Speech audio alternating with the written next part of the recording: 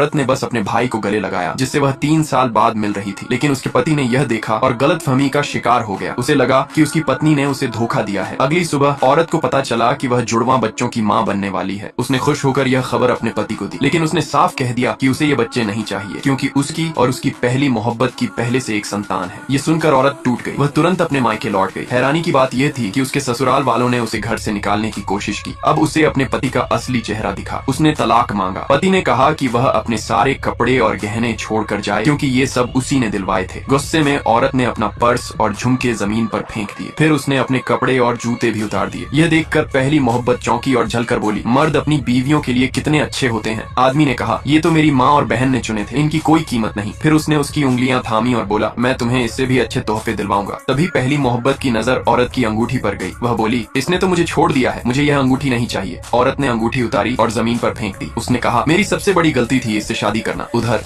उसका भाई अपने लोगों के साथ वहाँ पहुँच रहा था। जब उसने देखा कि आदमी अब भी औरत को देख रहा है तो पहली मोहब्बत ने बीमार होने का नाटक किया। मुझे चक्कर आ रहे हैं। सास ने नौकरों से कहा, डॉक्टर को बुलाओ, क्योंकि पहली मोहब्बत उसके बच्चे की माँ बनने वाली थी। सास ने औरत से कहा, मेरा बेटा और उसकी पहली मोहब्बत एक दूसरे के लिए ही बने हैं, तू यहाँ से चली जा जितनी जल्दी हो सके। ननद बोली, तू हमारी दुनिया की नहीं है, तू हमारे बीच नहीं रह सकती। एक के बाद एक जख्म सहकर औरत को चक्कर आने लगे। तभी उसका भाई पहुंचा और उसे संभाल लिया। वह उसे लेकर वहाँ से चला गया। आदमी पीछे भागा और देखा गाड़ी की नंबर प्लेट थी 999999। उसने अपने सहायक से कहा, इस नंबर का पता लगाओ, लेकिन जानकारी गोपनीय थी, कुछ पता नहीं चला। ननद और पहली मोहब्बत ने सोचा, जरूर इसने कोई अमीर प्रेमी ढूंढ लिया है, तभी तो इतनी जल्दी तलाक ले रही थी। उन्हें नहीं पता था कि वह औरत दुनिया के सबसे अमीर आदमी की बेटी है। पिता को यह जानकर गहरा दुख हुआ कि उसकी बेटी ने इतने साल दुख झेले। अब जब वह उस आदमी से आजाद हो गई थी, वह फिर से अपनी असली जिंदगी जी सकती थी। पिता ने उसके स्वागत में दोनों बेटों को आदेश दिया, बेटी का जन्मदिन धूमधाम से मनाया जाए, सबके सामने उसकी असली पहचान का ऐलान होगा। भाइयों ने एक आलीशान याच किराए पर ली। उन्होंने $10 मिलियन